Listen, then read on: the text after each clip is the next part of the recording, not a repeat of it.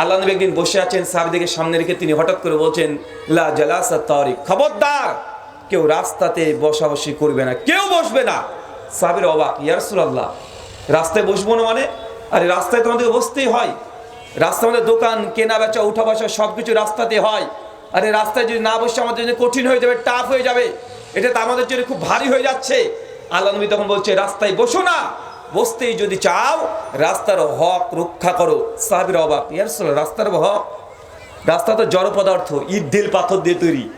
বাবার প্রতি ছেলের হক আছে আমরা জানি, স্বামীর প্রতি স্ত্রীর হক আছে এটা আমরা জানি, স্ত্রীর প্রতি স্বামীর হক আছে এটাও জানি, প্রতিবেশীর একটা হক আছে এটাও জানি, কিন্তু একটা জড় পদার্থ ইট ঢেল পাথর দিয়ে এর আবার হক কি? আল্লাহ নবী রাস্তার হক বলতে বলতে কমপক্ষে 20-র অধিক তিনি রাস্তার শুধু হক নিয়ে আলোচনা করেছেন, অনেকগুলো অধিকার। ইমাম বুখারী তার আদাবুল মুফরাদ 734 থেকে একদম 53 পর্যন্ত পর পর হাদিসগুলো তিনি সংকলন করেছেন। আল্লাহ নবী বলছেন, রাস্তায় বসো না, বসতে যদি চাও রাস্তার হক, তার অধিকার রক্ষা করো। কি? রাস্তায় যদি কোনো উঁচু নিচু হয়ে থাকে, কোনো ক্ষতিকর কোনো পদার্থ পড়ে থাকে, সেটাকে সরিয়ে দিতে হবে। তার মানে মুসলমানের রাস্তা দেখলে বুঝাই দেবে এটা মুসলিমদের রাস্তা। ইমাম আহমদ ইবনে হাম্বল তার বিখ্যাত একটা গ্রন্থ আছে কিতাবুজ জুহুদ, তিনি ওই বইয়ে আলোচনা করতে গিয়ে তিনি বলছেন যে অনেক সময় কাফেররা বুঝে নিত কোনো রাস্তা দিয়ে চলার আগে যে এই রাস্তা দিয়ে কোনো মুসলমান হেঁটেছে কিনা। কেন? মুসলিম যদি কোনো রাস্তা দিয়ে হাঁটে, ওই রাস্তাতে কোনো অপরিষ্কার অপরিচ্ছন্ন কিছু থাকবে না, ক্ষতিকর কোনো পদার্থ করে থাকে না, মুসলমান সরিয়ে দেয়, পরিষ্কার করে দেয়। মানে রাস্তা যদি চলতে হয় রাস্তাকে সমতল রাখতে হবে। অনেক রাস্তা দেখা যায় উঁচু নিচু, এবড়ো খেবড়ো আছে না নয়? কথা বলেন। একটা রিক্সাওয়ালা যাচ্ছে, হঠাৎ করে গর্তে পড়ে গেছে, রাস্তা মুসলমানের এমনটা নয়। এই এলাকাতে সরকার কবে রাস্তাকে আপনার সঠিক করবে, মুসলমান এই জন্য বসে থাকবে না। কি করবে? এলাকার তরুণ যুবক যারা আছে তারা 100, 500, 1000 টাকা চাঁদা তুলে রাস্তাকে সমতল করবে। এটা রাস্তার হক, যদি রক্ষা করতে না পারেন এই রাস্তাতে চলাচল আপনার জন্য জায়েজ নয়। মনে হচ্ছে খুব কঠিন না? তবে এটা ইসলাম, এটা ইসলাম। প্রত্যেক জিনিসের হক রক্ষা করতে হয়। বলছে রাস্তায় বসো না, বসতে যদি চাও রাস্তার হক রক্ষা করো। রাস্তার হক কি? আল্লাহ নবী বলছে, রাস্তায় কোনো ব্যক্তির যদি বোঝা ভারী হয়ে যায়, সে বোঝাটাকে হালকা করে দাও। কিভাবে হালকা করবেন? রাস্তাতে যাচ্ছেন, একটা ভ্যান গর্তে পড়ে গেছে, এক চাকা উল্টে পড়ে আছে, একজন কৃষকের বোঝা মাটিতে পড়ে গেছে, আপনি যে মুসলমান রাস্তা দিয়ে আপনি চলে যাবেন, এটা হতে পারে না।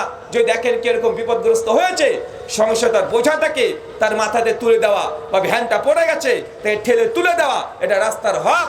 যদি রক্ষা করতে না পারেন এই রাস্তাতে চলা আপনার জন্য জায়েজ নয়। কেন? আপনি মুসলমান, আপনার বাংলাদেশে রোড ট্যাক্স আছে না নাই? গাড়ি ঘোড়া নিয়ে চলেন, এই যে রোড ট্যাক্স লাগে না? ইসলামের শরিয়তে রোড ট্যাক্স আছে। রোড ট্যাক্স কি? এই কর্মগুলো প্রত্যেক মুসলমানের দায়িত্ব, এই কাজগুলো আপনাকে করতে হবে। সুনান আবু দাউদ 23 এবং 26 নম্বর হাদিস, আল্লাহ নবী বলছেন 3 জায়গায় প্রস্রাব পায়খানা ফেরা যায় না। তার মধ্যে এক, যে রাস্তা দিয়ে মানুষ চলাচল করে, যে রাস্তা মানুষ ব্যবহার করে, ওইখানে প্রস্রাব পায়খানা ফেরা যায় না। মানে মুসলমান, আপনি যে প্রস্রাব পায়খানা ফিরবেন নিজের ইচ্ছে মতো ফিরতে পারবেন না। পারবেন চাচা? আচ্ছা, বাথরুম ঘরে ঢুকেছেন, ঢোকার পরে যদি দেখেন যে বাথরুমের প্যান্ট, টয়লেটের অংশটা যদি কিবলার দিকে মুখ অথবা পেছন থাকে, আপনি ওখানে প্রস্রাব পায়খানা করতে পারবেন? কেন?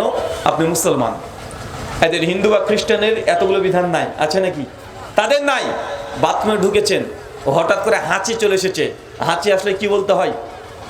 আলহামদুলিল্লাহ বলতে হয়। এখন বাথরুমে আছেন, বলতে পারবেন? আপনি রাস্তার ধারে ঝোপ জঙ্গলে আপনি প্রস্রাব করছেন, হঠাৎ করে কেউ বুঝতে পারেন আপনাকে সালাম দিয়ে দিয়েছে, আপনি উত্তর দিতে পারবেন? সেই সময় উত্তর তাৎক্ষণিক দিতে পারবেন না। কেন? মুসলমান, নিজের ইচ্ছে মতো প্রস্রাব পায়খানা করাও যায় না।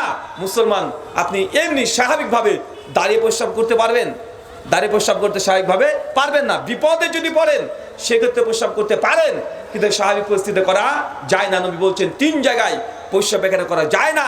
যে রাস্তা মানুষ ব্যবহার করে, যে জলাশয়, যে পুকুর থেকে মানুষ পানি ব্যবহার করে, গ্রামগঞ্জে আছে না অনেক পুকুর আছে, মায়েরা দেবেন থালা বাসন মাজছে, কেউ ওখানে গোসল করছে, আর আমাদের যুবক তরুণরা আছে ওইসব জায়গা থেকে প্রস্রাব পায়খানা করে দেয়, আছে না নাই? যে পানি মানুষ ব্যবহার করে ওই জায়গাতে প্রস্রাব পায়খানা করা যায় না। আর যে গাছের নিচে মানুষ আশ্রয় নাই, অনেক মাঠ ঘাট আছে দেখবেন, একটা বাবলা গাছ আছে, সারাদিন কৃষক পরিশ্রম করে এসে ওই গাছের নিচে নামাজ পড়ছে, অর্থাৎ দুপুরে খাবারটা খাচ্ছে, অর্থাৎ একটু বিশ্রাম নিচ্ছে। আল্লাহ নবী 1500 বছর আগে বলছে এই গাছের নিচে বসা সরি পেশাব পায়খানা করা জায়েজ নয়। আপনাকে আমি এতটুকু বোঝানোর চেষ্টা করছি যে একটা মানুষ যদি মুসলমান হয় ইচ্ছে মতো পেশাব পায়খানা ফিরতে পারে না, ইচ্ছে মতো রাস্তাতে চলতে পারবেন না। কেন? আপনি মুসলমান, নিজের ইচ্ছে মতো কোনো কিছু করা যায় না। তো গোটা ইসলামে এতগুলো ইবাদত আছে, আপনি নামাজ পড়ছেন, রোজা করছেন, হজ, যাকাত, দান, সাদকা, ওসব কত ইবাদত করছেন। ইবাদত করলে কি আল্লাহ কবুল করে নেবে? আগে একটু হৃদয় থেকে বের করে দেন না ইবাদত করলে আল্লাহ কবুল করে। এই ধারণা আপনার মিথ্যা, এটা সম্পূর্ণ ভুল। ইবাদত করার পূর্বে কিছু শর্ত আছে।